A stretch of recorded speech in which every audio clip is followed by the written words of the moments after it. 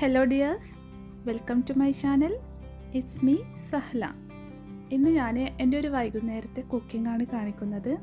ഇഫ്താറിന് വേണ്ടി ഉണ്ടാക്കിയ എഗ് ബോക്സിൻ്റെയും രാത്രി ഭക്ഷണത്തിന് വേണ്ടി ഉണ്ടാക്കിയ ഒരു സിമ്പിൾ ചിക്കൻ കബ്സയുടെയും പിന്നെ ഒരു സിമ്പിൾ ബട്ടർ സ്കോച്ച് പുഡിങ്ങിൻ്റെയും റെസിപ്പിയാണ് ഈ വീഡിയോയിലുള്ളത്.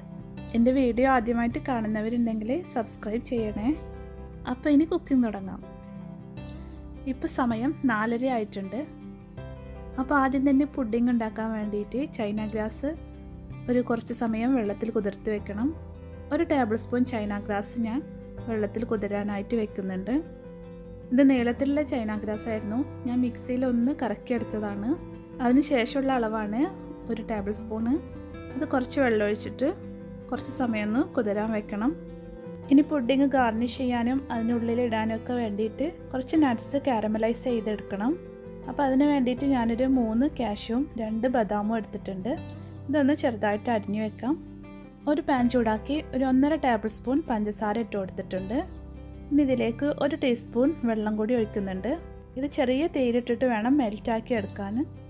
ഇത് മെൽറ്റായി തുടങ്ങുമ്പോൾ ഒന്ന് പാത്രം കൊണ്ട് തന്നെ ചുറ്റിച്ചെടുക്കാം. ഇപ്പോൾ ചെറുതായിട്ട് കളറൊക്കെ മാറി തുടങ്ങുന്നുണ്ട്. ഇനി ഇതിലേക്ക് ഒരു ചെറിയ കഷ്ണം ബട്ടർ ഇട്ട് കൊടുക്കാം. ഇനി ഇതൊന്ന് മിക്സ് ചെയ്തെടുക്കാം. ഈ ബട്ടറും മെൽറ്റായതിന് ശേഷം നമുക്കിതിലേക്ക് നട്ട്സ് ഇട്ട് കൊടുക്കാം. നിങ്ങളുടെ അടുത്ത് അൺസാൾട്ടഡ് ബട്ടർ ആണെങ്കിൽ ഒരു തരി ഉപ്പിട്ട് കൊടുക്കണം. ഇനി ഇതൊരു ഫോയിൽ പേപ്പറിലേക്ക് മാറ്റുകയാണ്. ഇത് ഫോയിൽ പേപ്പറിലേക്കോ അല്ലെങ്കിൽ ബട്ടർ പേപ്പറിലേക്കോ മാറ്റണം. എന്നാലേ ഇത് തണുത്ത് കഴിയുമ്പോൾ നല്ല ഈസി ആയിട്ട് എടുക്കാൻ കിട്ടൂ. ഇനി പുഡിങ്ങിനുള്ള പാല് തിളപ്പിക്കാം. ഞാൻ 1 കപ്പ് പാല് മാത്രമേ എടുക്കുന്നുള്ളൂ. ഇതിലേക്ക് 3 ടേബിൾ സ്പൂൺ കണ്ടൻസ്ഡ് മിൽക്കും 2 ടേബിൾ സ്പൂൺ പഞ്ചസാരയും ചേർക്കുന്നുണ്ട്. ഇതൊന്ന് മിക്സ് ചെയ്തെടുക്കാം. ഇതേ സമയം തന്നെ അപ്പുറത്തെ അടുപ്പിൽ ചൈന ഗ്രാസ് 1/4 കപ്പ് വെള്ളം കൂടി ഒഴിച്ച് മെൽറ്റ് ചെയ്യാൻ വെച്ചിട്ടുണ്ട്. പാല് തിളച്ച് വന്നപ്പോൾ അതിലേക്ക് ചൈന ഗ്രാസ് തിളച്ചതും കൂടി ചേർത്ത് കൊടുക്കുകയാണ്. ഇപ്പോൾ രണ്ടിനും ഒരേ ചൂടാണ്. ഇനി ഇത് നല്ലപോലെ മിക്സ് ചെയ്യുന്നുണ്ട്. എന്നിട്ട് ഇതിലേക്ക് ബട്ടർ സ്കോച്ചിൻ്റെ എസെൻസ് ഒഴിച്ചു കൊടുക്കുകയാണ്. 6 ഡ്രോപ്പ് എസെൻസ് ഞാൻ ഒഴിച്ചിട്ടുണ്ട്. ഇനി ഇതും നന്നായിട്ട് മിക്സ് ചെയ്യണം. ഇനി കാരമലൈസ്ഡ് നട്ട്സ് ഒന്ന് ക്രഷ് ചെയ്തെടുക്കണം. ഇത് കണ്ടോ, നല്ല ഈസി ആയിട്ട് തന്നെ എടുക്കാൻ കിട്ടുന്നുണ്ട്, പൊട്ടിക്കാനൊക്കെ പറ്റുന്നുണ്ട്. ഇനി ഇത് ഇഞ്ചി വെളുത്തുള്ളിയൊക്കെ ചതക്കുന്ന ആ ചെറിയ ഇതിലിട്ടിട്ട് നമുക്കൊന്ന് ക്രഷ് ചെയ്തെടുക്കാം. നല്ല ഫൈനാക്കണ്ട, ജസ്റ്റ് ഒന്ന് ക്രഷ് ചെയ്തെടുത്താൽ മതി. ഇനി ഇത് നമ്മുടെ കൂട്ടിലേക്കിട്ട് മിക്സ് ചെയ്തെടുക്കാം. ഇനി ഇത് ഏതെങ്കിലും ഒരു മോൾഡിലേക്ക് ഒഴിക്കാം. ഞാനിപ്പോൾ ഈ ഹാർട്ട് ഷേപ്പുള്ള ഈ മോൾഡിലേക്കാണ് ഒഴിക്കുന്നത്. ഇതിൽ ജസ്റ്റ് ഒന്ന് ബട്ടർ തടവുന്നുണ്ട്. കുറച്ച് ഞാൻ ഈ സിലിക്കൺ മോൾഡിലും ഒഴിക്കുന്നുണ്ട്. ഇനി ഇത് കുറച്ചൊന്ന് സെറ്റായതിനു ശേഷം ഇതിലേക്ക് കുറച്ച് നട്ട്സ് കൂടി ചേർക്കും. അതിനുശേഷം ഇത് ഫ്രിഡ്ജിലേക്ക് മാറ്റും. ഇനി കപ്സൊക്കെ വേണ്ടിയിട്ടുള്ള അരി ഒന്ന് കഴുകി സോക്ക് ചെയ്ത് വെക്കാം. നല്ല ഈസി ആയിട്ട് പെട്ടെന്ന് ഉണ്ടാക്കാൻ പറ്റുന്ന ഒരു കപ്സയാണിത്. സെല്ല റൈസാണിത്. ഇതിനി 1 മണിക്കൂർ നമുക്ക് ഈ വെള്ളത്തിൽ കുതിർത്ത് വെക്കാം. ഇനി എഗ് ബോക്സ് ഉണ്ടാക്കുന്നതിനുള്ള എഗ്ഗ് ബോയിൽ ചെയ്തെടുക്കാം. തിളച്ച വെള്ളത്തിൽ കുറച്ച് ഉപ്പിട്ട് കൊടുത്തിട്ടുണ്ട്. ഇനി മുട്ട ഇതിലേക്ക് ഇടാം. 2 എഗ്ഗ് കൊണ്ടാണ് ഞാൻ എഗ് ബോക്സ് ഉണ്ടാക്കുന്നത്. അപ്പോൾ 4 എഗ് ബോക്സ് ഉണ്ടാക്കാനുള്ളതുണ്ടാകും. ഇനി നമുക്ക് സ്നാക്സിനും കപ്സക്കും വേണ്ടിയുള്ള ഉള്ളികളൊക്കെ ഒന്ന് റെഡിയാക്കിയെടുക്കാം. 2 സവാള എഗ് ബോക്സിലേക്കും 1 സവാള കപ്സയിലേക്കുമാണ്. അപ്പോൾ എഗ് ബോക്സിലേക്കുള്ള സവാള ഇപ്പോൾ അരിഞ്ഞെടുക്കണം. ഇതെല്ലാം നന്നാക്കിയതിന് ശേഷം കഴുകി നമുക്കിത് അരിഞ്ഞെടുക്കാം.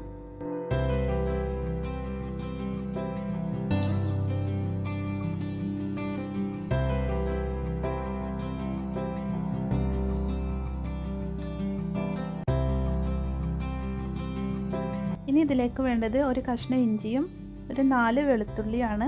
പിന്നെ 1 കഷ്ണം തക്കാളിയും കൂടി വേണം.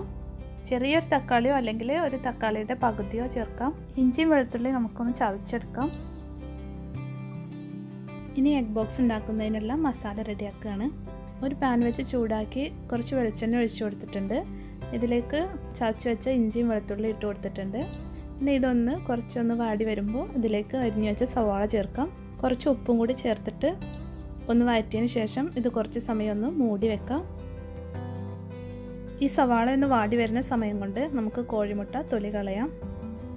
ഇത് ബോയിൽ ചെയ്ത സമയത്ത് ഉപ്പിട്ടതുകൊണ്ട് ഇത് പെട്ടെന്ന് തൊലി കളയാൻ കിട്ടുന്നുണ്ട്. ഇനി സവാളയിലേക്ക് കുറച്ച് പൊടികളൊക്കെ ഇട്ട് കൊടുക്കാം. 1/2 ടീസ്പൂൺ മഞ്ഞൾപ്പൊടി, 1 ടീസ്പൂൺ മുളക് പൊടി, 1/2 ടീസ്പൂൺ മല്ലിപ്പൊടി, 1 ടീസ്പൂൺ ഗരം മസാല, 1 ടീസ്പൂൺ കുരുമുളക് പൊടി, ഇത്രയും പൊടികൾ ചേർത്തിട്ടുണ്ട്. ഇനി ഇതൊന്ന് മിക്സ് ചെയ്ത് ഇതിൻ്റെ പച്ചക്കുത്തൊക്കെ പോകുന്നവരെ ഒന്ന് വഴറ്റി കൊടുക്കാം. എന്നിട്ട് ഇതിലേക്ക് തക്കാളി കൂടി ചേർത്ത് വഴറ്റാം. ഇനി പാകത്തിനുള്ള ഉപ്പ് ഇട്ട് കൊടുത്തിട്ട് ഇതൊന്നുകൂടി മൂടി വെക്കുകയാണ്. അത് കഴിയുമ്പോൾ നമ്മുടെ മസാല റെഡിയാകും. ഇപ്പോൾ ഇത് റെഡി ആയിട്ടുണ്ട്. ഇനി നമുക്ക് തീ ഓഫ് ചെയ്ത് ഇത് മാറ്റി വെക്കാം. ഈ എഗ് ബോക്സിന് വേണ്ടി മൈദയും മുട്ടയൊക്കെ ചേർത്ത് ആദ്യം ഒരു അപ്പം ഉണ്ടാക്കണം. എന്നിട്ട് അതിൻ്റെ ഉള്ളിലാണ് ഈ എഗ് ഫില്ലിങ് വെക്കുന്നത്. ഞാനൊരു 3/4 കപ്പ് മൈദയും 1/4 കപ്പ് കോൺഫ്ലവറും എടുത്തിട്ടുണ്ട്. ഇനി ഇതിലേക്ക് ഒരു മുട്ട കൂടി ചേർക്കുന്നുണ്ട്. പിന്നെ പാകത്തിന് ഉപ്പും ചേർക്കാം. എന്നിട്ട് കുറച്ച് വെള്ളം ചേർത്ത് ഇതൊന്ന് അരച്ചെടുക്കണം. ഒരു ലൂസ് കൺസിസ്റ്റൻസിയാണ് വേണ്ടത്. അപ്പോൾ ഇതിലേക്ക് കുറച്ചുകൂടി വെള്ളം ഒഴിച്ച് ലൂസാക്കി എടുക്കണം. ഇനി ഇതൊരു ചൂടായ പാനിൽ ഒഴിച്ചിട്ട് ചുട്ടെടുക്കാം. കുറച്ച് മാവ് പാനിൽ ഒഴിച്ചിട്ട് പാൻ കൊണ്ട് തന്നെ ഒന്ന് ചുറ്റിച്ചെടുക്കാം. എന്നിട്ട് ഇതൊന്ന് മൂടി വെക്കാം. ഇത് പെട്ടെന്ന് തന്നെ ആയി കിട്ടും. ഇതിപ്പോൾ ആയിട്ടുണ്ട്. ഇത് ഞാനൊരു പ്ലേറ്റിലേക്ക് മാറ്റുകയാണ്. ഇനി ഈ പാനിൽ അടുത്തത് ഒഴിച്ച് വെക്കാം. എന്നിട്ട് നമുക്ക് ഇപ്പോൾ എടുത്ത അപ്പം കൊണ്ട് അതിൻ്റെ ഉള്ളിൽ ഫില്ലിങ് വെക്കാം. നമ്മളുണ്ടാക്കിയ മസാലയിൽ നിന്ന് കുറച്ച് ഇതിൽ വെച്ച് കൊടുക്കാം.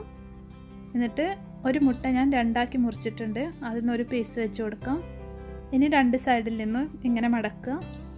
എന്നിട്ട് നീളത്തിലുള്ള ഭാഗത്ത് നിന്നും ആദ്യം ഇങ്ങോട്ട് മടക്കുക, പിന്നെ ഈ ഭാഗം മടക്കുക. എന്നിട്ട് ഇതവിടെ അമർത്തിയാൽ മതി.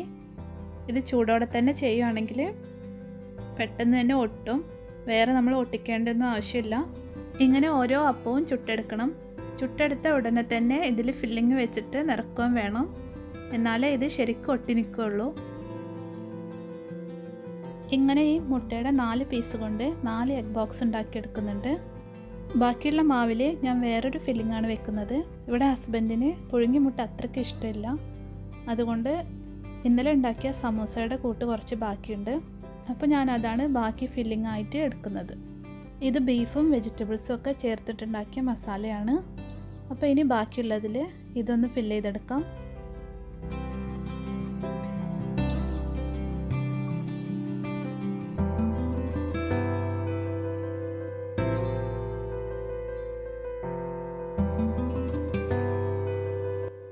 ഇപ്പം ഞാനീ നിറക്കുന്നത് ഒന്ന് മുട്ടയിൽ മുക്കിയിട്ട് ബ്രെഡ് ക്രംസിലും കൂടെ ഒന്ന് കോട്ട് ചെയ്തെടുത്തിട്ടാണ് ഫ്രൈ ചെയ്യുന്നത്. മുട്ടയുടെ ഫില്ലിങ് വെച്ചത് ഞാൻ ഡയറക്റ്റായിട്ട് തന്നെ ഫ്രൈ ചെയ്യുകയാണ്. ബീഫ് ഫില്ലിങ് വെച്ചത് മുട്ടയിൽ മുക്കി ഒരു ബ്രെഡ് ക്രംസിൻ്റെ കോട്ടിങ് കൊടുക്കുന്നുണ്ട്. അപ്പോൾ ഇതിന് വേണ്ടിയിട്ട് ഒരു മുട്ട കുറച്ച് പാലൊഴിച്ച് ഒന്ന് ബീറ്റ് ചെയ്തെടുക്കുകയാണ്. അതിൽ കുറച്ച് ഉപ്പ് ഇട്ടിട്ടുണ്ട്. ഇനി ഓരോന്നും മുട്ടയിൽ മുക്കി ബ്രെഡ് ക്രംസിൽ പൊതിഞ്ഞെടുക്കാം.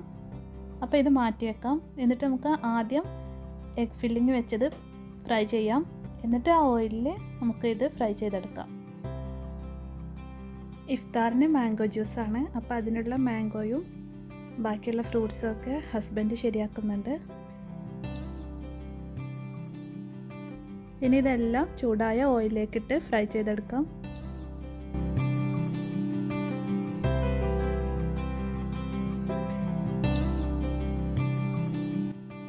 ഇതിൻ്റെ എല്ലാ സൈഡും ഫ്രൈ ചെയ്തെടുക്കണം. ഇത് കോരി മാറ്റിയതിന് ശേഷം നമ്മൾ ഉണ്ടാക്കി വെച്ച ബീഫ് ഫില്ലിങ്ങിൻ്റെതും ഇതുപോലെ തന്നെ ഫ്രൈ ചെയ്തെടുക്കാം.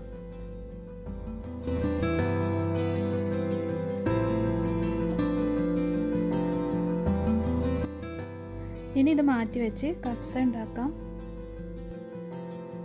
ആദ്യം നമ്മൾ സോക്ക് ചെയ്ത് വെച്ച അരി വെള്ളം വാരാനായിട്ട് വെക്കാം. ഞാൻ ആദ്യം പറഞ്ഞിരുന്നല്ലോ ഇത് നല്ല ഈസി ആയിട്ടുള്ള കപ്സ റെസിപ്പിയാണെന്ന്. അപ്പോൾ ഒരു മിക്സിയുടെ ജാറിലേക്ക് ഒരു വലിയ ഉള്ളി ഒന്ന് മുറിച്ചിട്ട് ഇട്ട് കൊടുക്കാം. ഇനി 2 മീഡിയം സൈസിലെ തക്കാളി, 3 വെളുത്തുള്ളി, ഒരു ചെറിയ കഷ്ണം ഇഞ്ചി, ഒരു പച്ചമുളക്, കുറച്ച് മല്ലിയില, കുറച്ച് പുതിനയില, ഇത്രയും ചേർത്ത് കൊടുക്കാം. എന്നിട്ട് ഇതൊന്ന് അരച്ചെടുക്കണം.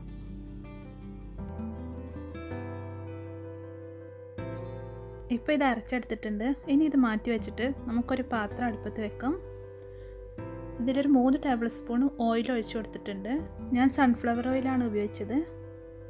ഇനി ഇതിലേക്ക് 1 ടീസ്പൂൺ മല്ലി, 1/4 ടീസ്പൂൺ ജീരകം, 3 ബേ ലീഫ്, 2 കഷ്ണം പട്ട, 2 ഏലക്കായ, 2 ഗ്രാമ്പു, ഇത്രയും ചേർത്ത് കൊടുക്കാം. ഇതിലേക്ക് കുറച്ച് കുരുമുളക് കൂടി ചേർക്കണം. എൻ്റെ അടുത്ത് ഇപ്പോൾ അതില്ലാത്തതുകൊണ്ട് ഞാൻ ചേർക്കുന്നില്ല.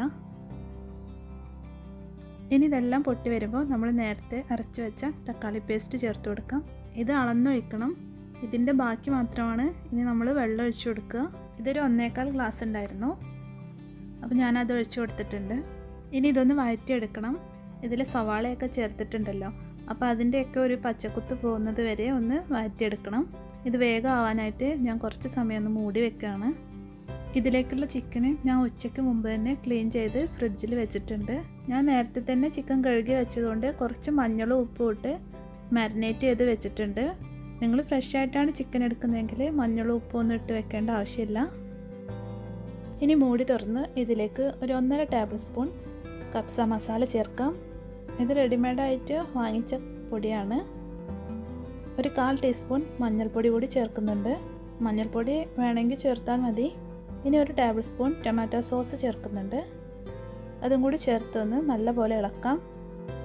ഇനി ഇതിലേക്ക് ഒരു ചിക്കൻ ക്യൂബാണ് ചേർക്കേണ്ടത്. ഇതൊന്ന് മിക്സ് ചെയ്തെടുക്കാം. ഇനി പാകത്തിന് ഉപ്പും ചേർത്ത് ചിക്കൻ ഇട്ട് കൊടുക്കുകയാണ്. ചിക്കൻ ഇട്ട് ഒന്ന് തിളച്ച് വരുമ്പോൾ നമുക്ക് അരി ചേർത്ത് കൊടുക്കാം. 1.5 ഗ്ലാസ് അരിയായിരുന്നു ഇത്. ഇനി ഇതൊന്ന് ഈ ഗ്രേവിയിൽ മിക്സ് ചെയ്തെടുക്കാം.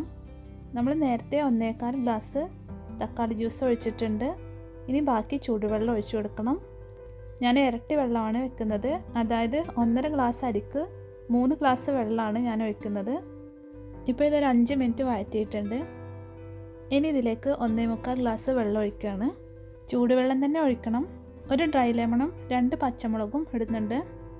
ഇനി ഇതെല്ലാം മിക്സ് ചെയ്ത് ഒന്ന് തിളച്ചതിന് ശേഷം ഫ്ലെയിം സിമ്മിലാക്കി നമുക്കിത് മൂടി വെക്കാം. ഉപ്പ് പാകത്തിനാണോ എന്നൊക്കെ ഈ സമയത്ത് നോക്കണം. ഇത് ഏറ്റവും ചെറിയ തീയിലിട്ട് തന്നെ വേവിക്കണം. നമ്മുടെ ചിക്കനൊക്കെ വേവാനുള്ളതാണ്. അപ്പോൾ തീ കൂട്ടിയിടുകയാണെങ്കിൽ വെള്ളം പെട്ടെന്ന് വറ്റും. ഇടയ്ക്ക് ഞാൻ മൂടി തുറന്നൊന്ന് ഇളക്കി കൊടുക്കുന്നുണ്ട്. ഇനിയും കുറച്ചും കൂടി വെള്ളം വറ്റാനുണ്ട്. ഇതൊന്നുകൂടി മൂടി വെച്ച് വേവിക്കാം. കബ്സ വേവുന്ന സമയം കൊണ്ട് ഞാൻ മാംഗോ ജ്യൂസ് ഉണ്ടാക്കി.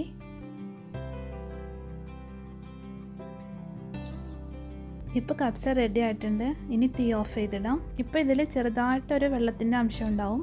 അത് നമ്മൾ തീ ഓഫ് ചെയ്തിട്ട് കുറച്ച് ചൂടാറുമ്പോൾ റെഡിയാവും. ഇപ്പോൾ പണികളൊക്കെ കഴിഞ്ഞു. ഞാൻ കിച്ചണൊക്കെ ഒന്ന് ഒതുക്കിയപ്പോഴേക്ക് ഇഫ്താറിനുള്ള സമയമായി. പിന്നെ ഞങ്ങൾ നോമ്പ് തുറന്നു. 2 സ്നാക്സും നല്ല ടേസ്റ്റ് ഉണ്ടായിരുന്നു. ഇങ്ങനെ ഉണ്ടാക്കാത്തവരുണ്ടെങ്കിൽ ഇങ്ങനെയൊന്ന് ട്രൈ ചെയ്ത് നോക്കണം. നിങ്ങൾക്കും ഇഷ്ടമാവും.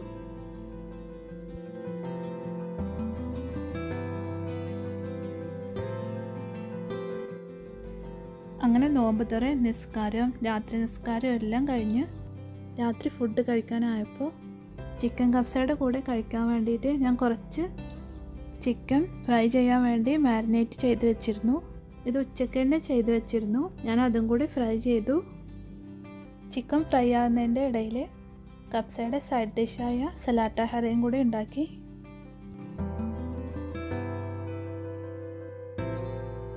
ഇത് സാധാരണ ചിക്കൻ ഫ്രൈ ആണ്, അതുകൊണ്ടാണ് ഞാൻ ഇതിൽ റെസിപ്പിയൊന്നും ആഡ് ചെയ്യാഞ്ഞത്. ഇപ്പോൾ കണ്ടില്ലേ, കബ്സ നല്ല ഡ്രൈ ആയിട്ട് വന്നിട്ടുണ്ട്. നല്ല ഈസി അല്ലേ ഈ കബ്സ ഉണ്ടാക്കാൻ? അപ്പോൾ ഇതും എല്ലാവരും ഒന്ന് ട്രൈ ചെയ്ത് നോക്കണം. അങ്ങനെ ഞങ്ങൾ ഭക്ഷണമൊക്കെ കഴിച്ചു. ഇനി പുഡിംഗ് കൂടി നിങ്ങൾക്കൊന്ന് കാണിച്ചു തരാം. ഇത് നല്ല സോഫ്റ്റുമാണ്, നല്ല ടേസ്റ്റും ഉണ്ടായിരുന്നു. അപ്പോൾ ഇന്നത്തെ വീഡിയോ വൈൻഡപ്പ് ചെയ്യാണ്. നിങ്ങൾക്ക് എല്ലാവർക്കും ഇഷ്ടപ്പെട്ടു എന്ന് കരുതുന്നു. നിങ്ങളുടെ എല്ലാവരുടെയും അഭിപ്രായം അറിയിക്കണം. വീഡിയോ ഇഷ്ടമായിട്ടുണ്ടെങ്കിൽ ലൈക്ക് ചെയ്യാനും ഷെയർ ചെയ്യാനും ഒന്നും മറക്കരുത്. പുതുതായിട്ട് വീഡിയോ കാണുന്നവരുണ്ടെങ്കിൽ ചാനൽ സബ്സ്ക്രൈബ് ചെയ്യണം. അപ്പോൾ ഇനി അടുത്തൊരു വീഡിയോയിൽ കാണാം. Thank you.